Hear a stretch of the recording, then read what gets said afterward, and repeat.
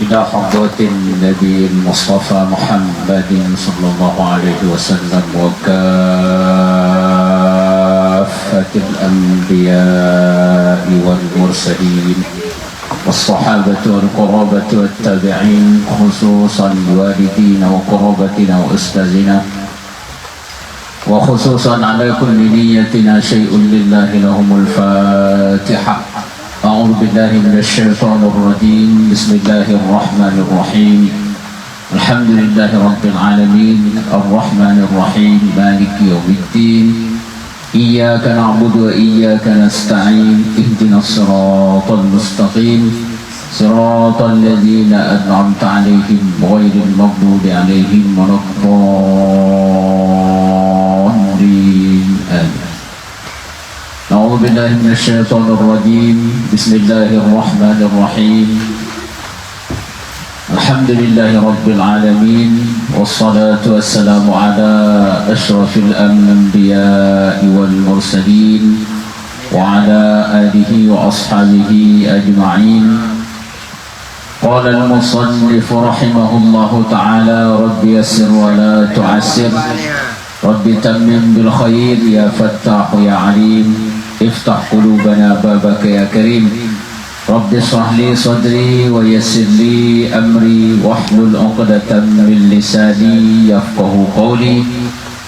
ولا حول ولا قوة إلا بالله العلي العظيم. ولا حول ولا قوة إلا بالله العلي العظيم. ولا حول ولا قوة إلا بالله العلي العظيم. قال المصنف. Kitab yang pertama pada menyatukan segala anggota yang 7. Ada padanya 7 pasal. Pasal yang pertama pada menyatukan mata.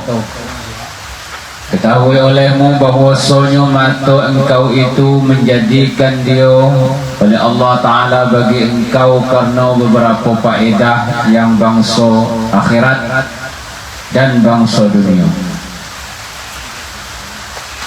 Di kitab itu menjelaskan tentang anggota yang 7. Anggota zahir, yang pertama itu mata, bahwa mata ada beberapa gunanya tentang urusan akhirat dan tentang urusan dunia. Maka setengah daripada segala faedah yang bangsa akhirat memandang kepada langit dan matahari dan bulan dan bintang dan lainnya. Di sebahagian daripada gunung mata kita yang bangsa akhirat yang menjadi toleran akhirat, yaitu nengok kepada langit, nengok kepada matahari, nengok kepada bulan, bintang dan lain-lain yang besar-besar, yang kira-kira tidak ada diakui oleh manusia atau siapapun yang muatnya melainkan Tuhan. Jadi ketika tertengok ke langit, itu pastilah orang itu berpikir oh itu dibuat oleh Tuhan. Itu juga matahari, bulan, bintang, tidak ada yang laku muatnya melainkan Tuhan. Jadi ketika mata kita nengok barang-barang yang besar-besar macam tu, ingatlah kita kepada Tuhan. Maka toleran itu jadi toleran akhirat, supaya berdalil engkau dengan dia atas ada Allah Ta'ala dan atas keesaannya dan atas kuasanya. Itu gunanya. Kita tengok ke langit, matahari dan lain sebagainya. Tujuannya supaya kita tu ngakui Oh Tuhan itu memang hebat, oh Tuhan itu memang kuasa.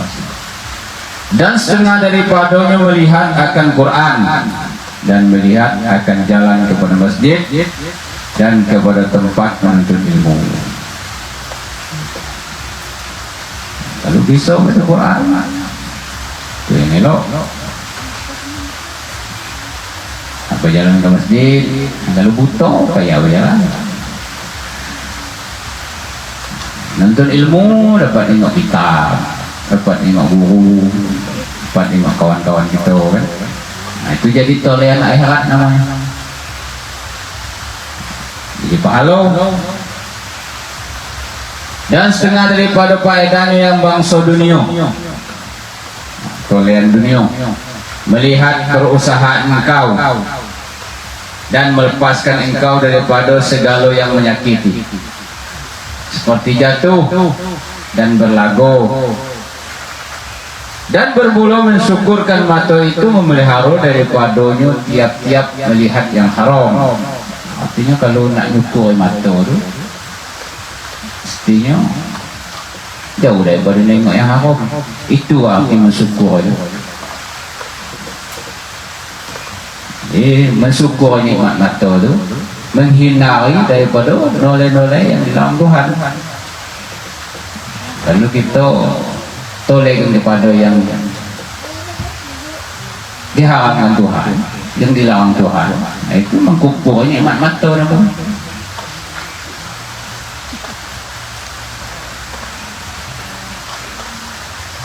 Jadi sejarah bangsa dunia ini dapat ngelak iduri, dapat kita menghindar daripada nyakiti manusia, sehingga kita pun tak ada sakit manusia. Kalau ada nengok tompak, kalau ada nengok kita terpijak barang dia, seperti melihat perempuan yang lain daripada istrinya, itu barang haram dan sahayanya dan muhrim. Dan seperti melihat akan muda beliau, orang gadis, dan seperti melihat akan aurat laki-laki, maka lazimkan olehmu akan memelihara mata engkau. Jadi kalau melihat aurat laki-laki berdosa, apalagi melihat aurat perempuan. Aurat laki-laki itu cuma dari pusat ke lutut. Dari pusat ke atas boleh lah, dari lutut ke bawah boleh. Yang penting dijaga tu dari pusat hingga lutut. Kelihatan poho jantan walaupun tak nafsu, dosa. Dia dua orang tua betina, kalau lah tua tu berplayek lah, baik dada baik apa, bukan masalah orang nafsu tidak itu hukum Tuhan. Malah itu jadi fitnah. Awak lah tua, jijik orang ni malang pula tengok berplayek ni kan. Bukan lah. Kalau dia tegur, sepedak lagi, siaran aku bukan masalah tu. Itu awal.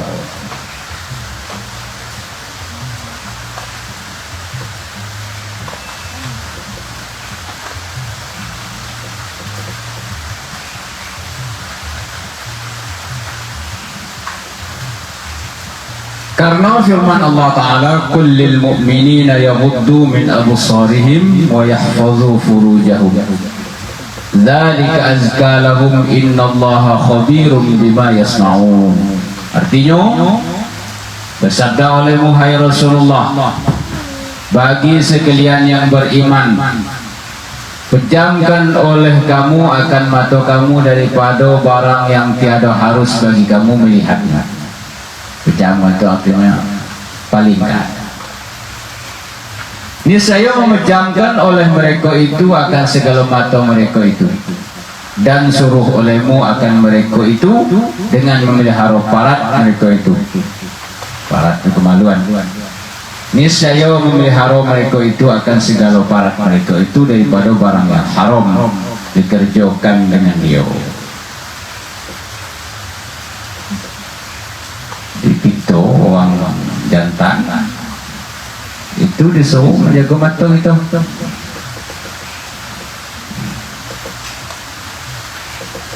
Orang bedino dia ada macam mata orang jantan. Kalau orang bedino oleh orang jantan tu tak ada geram macam kita, tak ada melarat-larat macam kita.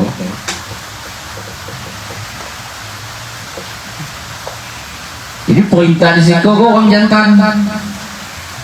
Orang betina dilarang juga, cuma tak sekeras kita.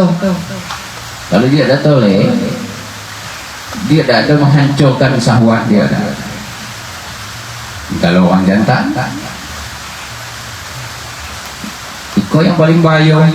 Maka dilepaskan di kitab Ziko yang pertama mata.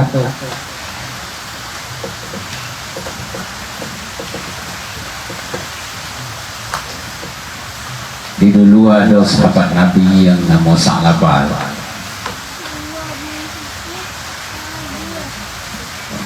Itu sahabat yang paling menjaga mata.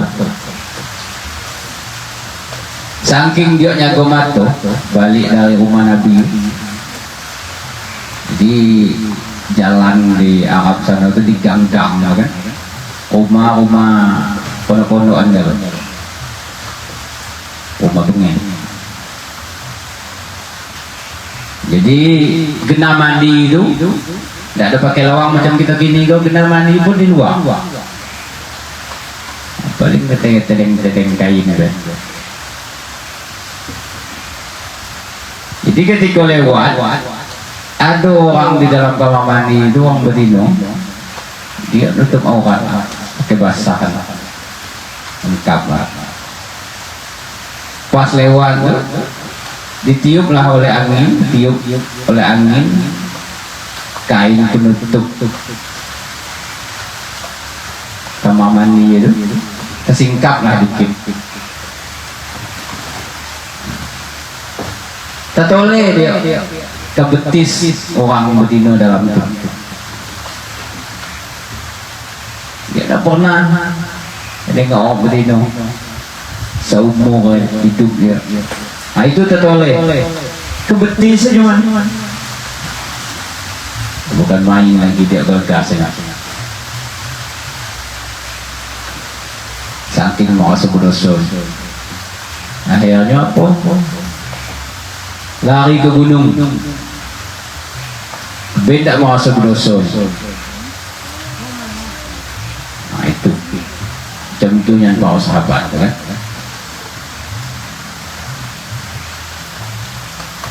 Sampai mati pula enak makan. 3 hari sudah tertoleh ke betis betino. Pula ada enak makan ni sampai mati. Gaduh Nabi tanya sahabat-sahabat yang lain mana benar. Ternyata mati. Kisah dalam macam itu. Tapi rohnya tidak menempuh lagi siksa neraka. Saking dia menjaga mata. Nabi dia langsung masuk surga, meninggal. Itu faedahnya kan.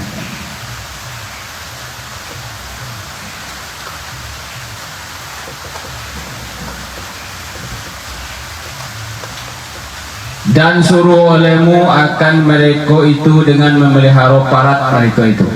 Kemaluan mereka itu. Niscaya memelihara mereka itu akan segala parat mereka itu daripada barang yang haram dikerjakan dengan dia. Begitu juga kemaluan kita.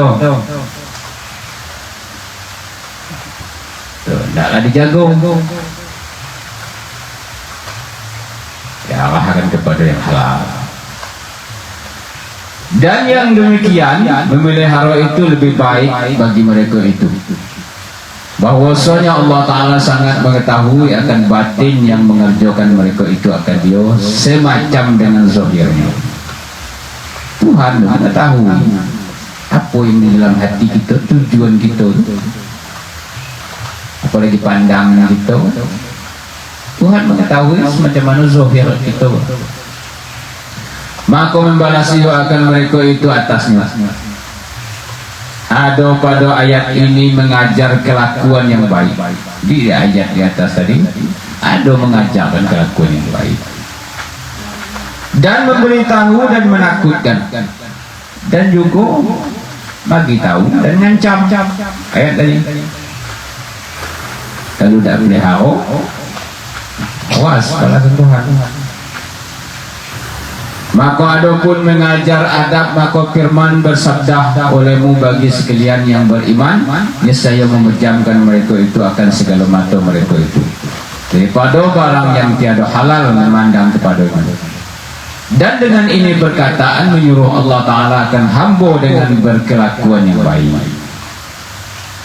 Sabda di atas tadi, ayat di atas tadi, yang pertama itu nyuruh beradab elok. Ketika kita mata kita tolekan ke yang halal, itu berarti kita tu namanya sudah beradab mata kita kepada Tuhan. Mata kita itu sudah disebut mata yang elok.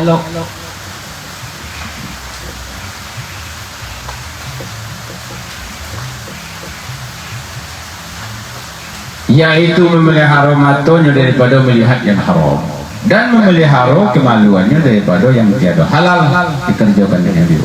Maka wajib atas sekalian hamba menjunjung perintah Tuhannya, dan jika tiada niscaya adalah ia jahat perangai.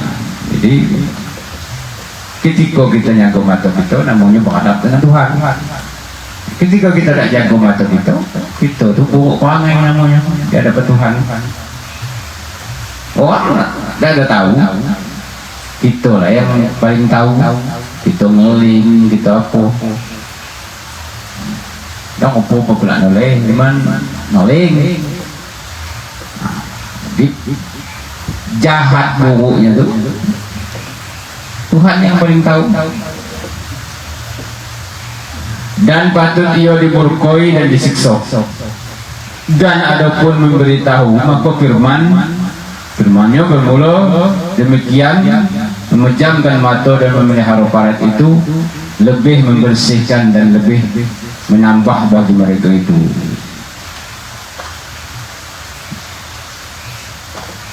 Ini sikap disebut memberitahu bahwa kalau melihara mata, melihara parat itu artinya kita itu sama lah dengan membersihkan hati kita. Memberitahu Allah Ta'ala dengan ini perkataan atas bahwasanya memejamkan mata dan memelihara parat itu keduanya sebab bagi membersihkan hati daripada segala dosa, dan sebab bagi membanyakkan pekerjaan kebajikan. Ketika kita pelihara mata kita, samalah dengan membersihkan hati kita, samalah dengan kita beramal. Kenapa? Kita tinggalkan yang diharamkan Tuhan. Amal namanya, amal baik namanya, amal baik yang tak nampak di orang. Amal baik bahkan malaikat pun tak tahu kita tu benar-benar noleh yang haram atau benar-benar tak ada noleh yang haram. Kalau tak toleh apa? Kau sengaja kan?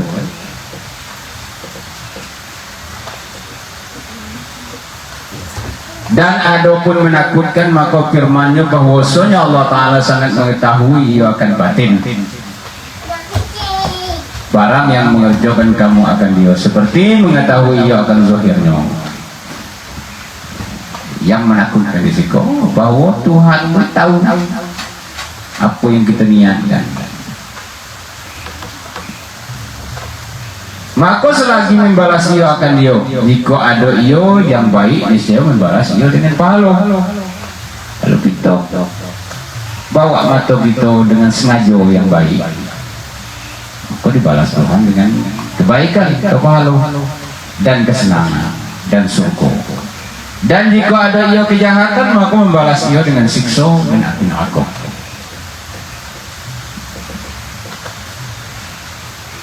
Di zaman para ulama dulu itu ada manusia orang biasa, cuman taat dengan matanya, taat dia memelihara tangan, kaki dan segala anggota badannya. Itu sama dengan para ulama tuh, hebat. Ada yang saking menjaga tangan daripada menyentuh perempuan yang tidak halal, apinya lah, tidak ada nak bakar dia. Di dunia orang yang kau dia kebal,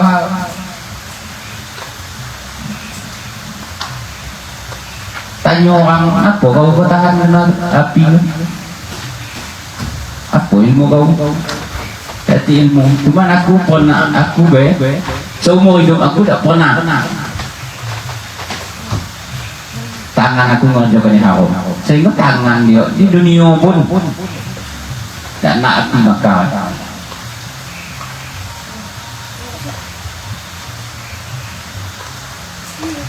Apalagi di akhirat sudah ditunjukkan.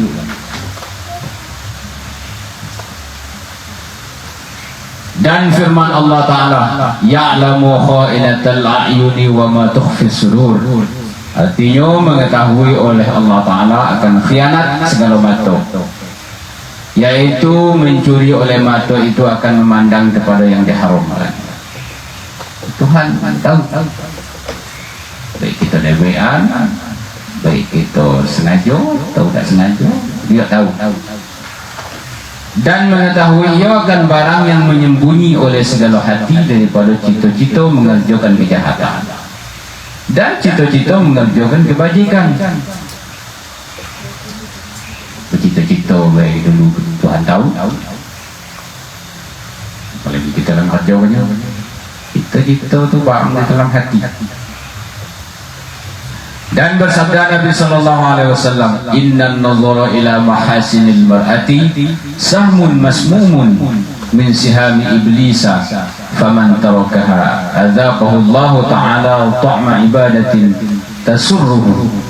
Artinya bahwasanya memandang kepada tempat yang elok daripada tubuh perempuan itu seperti anak panah yang beracun daripada segala anak panah iblis.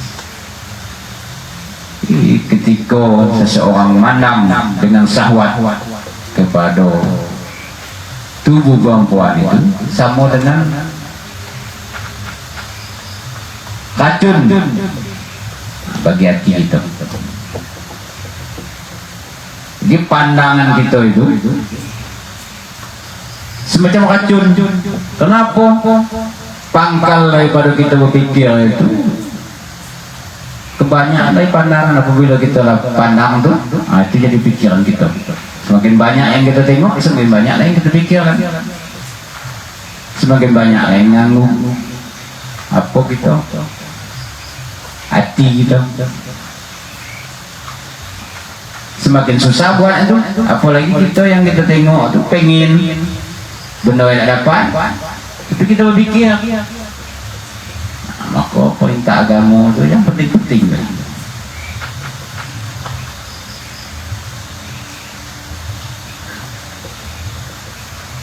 Pada sangat segera membinasakan pandangan kita kepada hal-hal yang tak elok itu paling segera membinasakan amal baik itu, membinasakan hati kita.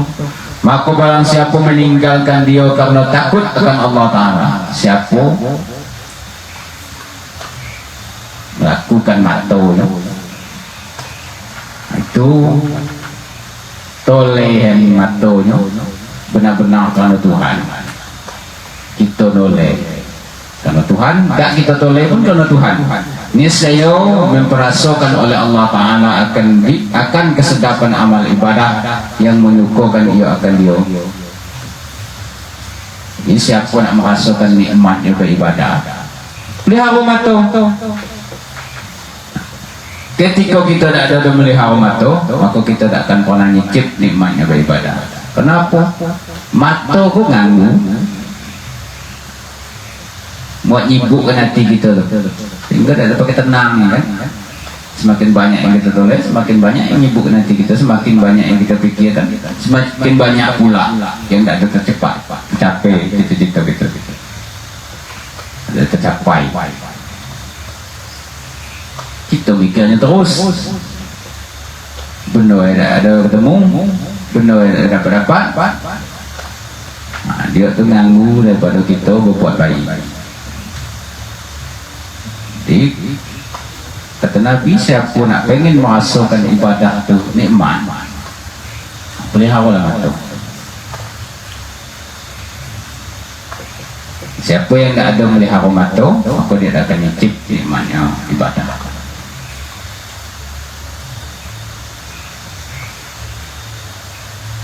Menceritakan akan ini hadis oleh Al-Hakim daripada Huzaifah radhiyallahu anhu, dan menghukumkan ia akan sanadnya dengan sahih. Yang nyeritakan hadis ko Al-Hakim daripada Huzaifah radhiyallahu anhu. Dia ngecap dalil ko sahih. Kalau nak tes, nak uji, boleh uji.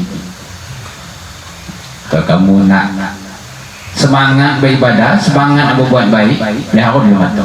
Itu maksudnya. Kalau kita tak punya gairah nak berbuat baik, berarti mata kita bermasalah. Siapa pengen nak gairah berbuat baik, nak semangat berbuat baik, kata dia, cuba baik ibadah. Itu maksudnya, menghukumkan dia akan sanad dengan sahih.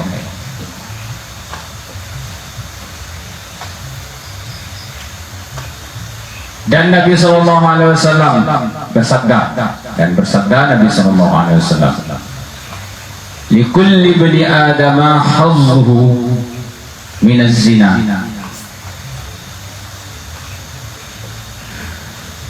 fal aynani tazniyani wa zinahuma an-nazaru wal yadani tazniyani wa zinahuma al-batshu war-rijlani tazniyani wa zinahuma al-mashyu wal-famu yuzni wa zinahu taqbilu wal-qalbu yahummu wa yusaddiqu dhalika al-farju aw yukadzibuhu.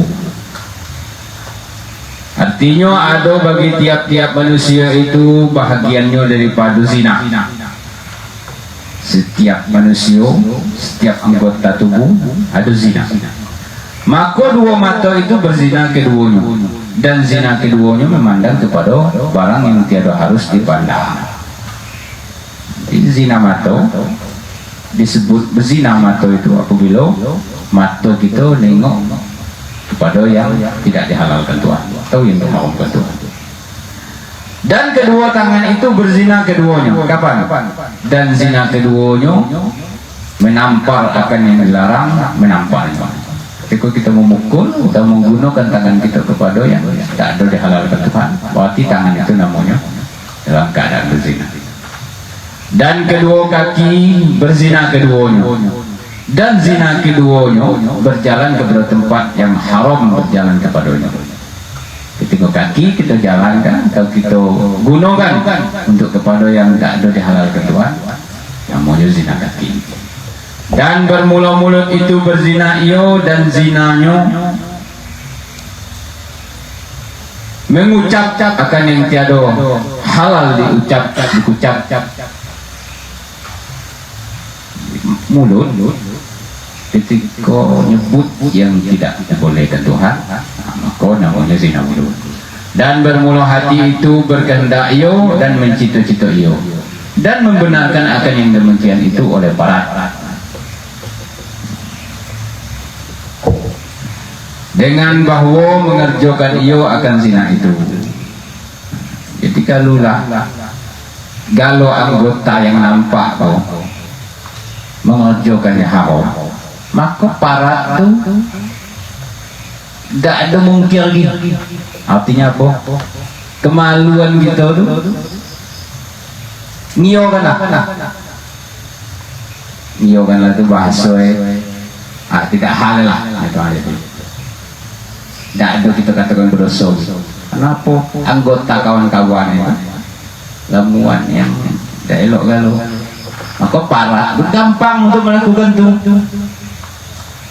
untuk melakukan yang sesungguhnya, zina yang sebenarnya pula ni. Lalu dia tak kuat kirahan ni.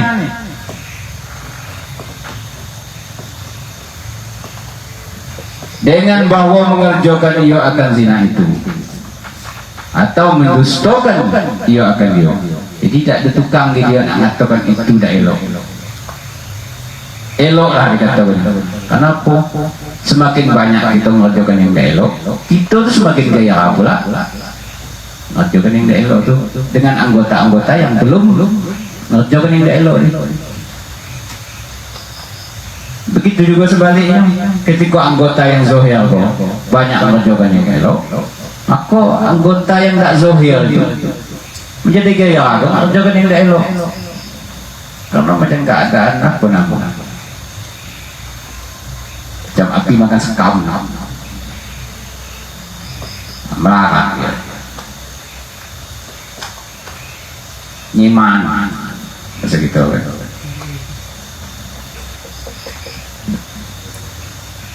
Jadi kalau kita nak ngelokkan diri kita, harus dimulai dari anggota-anggota yang murah dulu. Mana? Supaya apa?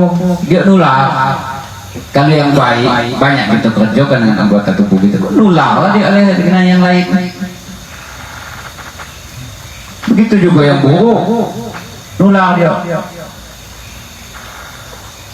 Maka disebutkan dalam satu kitab lah, kalau kamu nak semangat mengerjakan yang wajib, usahakan rajin kerja yang sunnah. Pasti yang wajib dipelihara. Kenapa yang sunnah itu kita usahakan? Kalau kita jadi biasa yang sunnah itu, takut kita meninggalkan yang wajib itu jadi, karena gayanya ada jadi. Begitu juga sebalik. Kalau lah meninggalkan yang wajib, yang sunnah pasti berguyur hilang, yang haram pasti berguyur datang.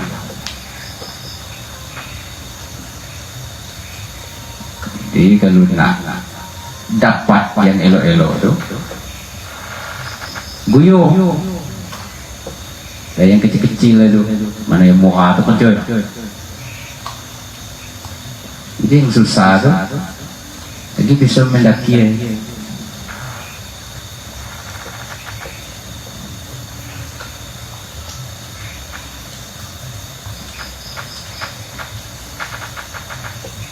Dengan bahwa tertegak ia daripadanya, menceritakan akan hadis ini oleh Muslim dan Al-Baihaqi daripada Abu Hurairah. Wallahu a'lam. Al-Fatihah. A'udzu billahi minasyaitonir rajim. Bismillahirrahmanirrahim. Alhamdulillahi rabbil alamin. Ar-Rahmanir Rahim. Maliki yaumiddin. Iyyaka na'budu wa iyyaka nasta'in. Ihdinas siratal mustaqim. Siratal ladzina an'amta 'alaihim ghairil maghdubi 'alaihim waladdallin. أعوذ بالله من الشيطان الرجيم. بسم الله الرحمن الرحيم. الحمد لله رب العالمين. اللهم صل على سيدنا محمد وعلى آل سيدنا محمد. اللهم ربنا زدنا علما وارزقنا فهما. اللهم آتنا علما نافعا وعملا متقبلا ورزقا حلالا طيبا. اللهم انفعنا بما علمتنا وعلمنا ما ينفعنا وارزقنا علما ينفعنا. ربنا زدنا علما ووسع لنا في رزقنا وبارك لنا فيما رزقتنا واجعلنا محبوبا في قلوب عبادك وعزيزا في عيونهم، واجعلنا وجيها في الدنيا والآخرة ومن المقربين يا كثير النواد يا حسن الفعال يا قائما بلا زوال يا مبدئا بلا مثال، فلك الحمد والمنة والشرف على كل حال. اللهم اغفر لنا ذنوبنا ولوالدينا وارحمهما كما ربيانا صغيرا، ولجميع المسلمين والمسلمات والمؤمنين والمؤمنات الأحياء منهم والأموات، إنك على كل شيء قدير. اللهم سلمنا وسلم ديننا وسلم قلوبنا وسلم توحيدنا وسلم إيماننا وسلم اعتقادنا وسلم معرفتنا. اللهم فقهنا في الدين وعلمنا التأويل. ربنا آتنا في الدنيا حسنة وفي الآخرة حسنة وقنا عذاب النار. وصلى الله على سيدنا محمد وعلى آله وصحبه أجمعين، والحمد لله رب العالمين.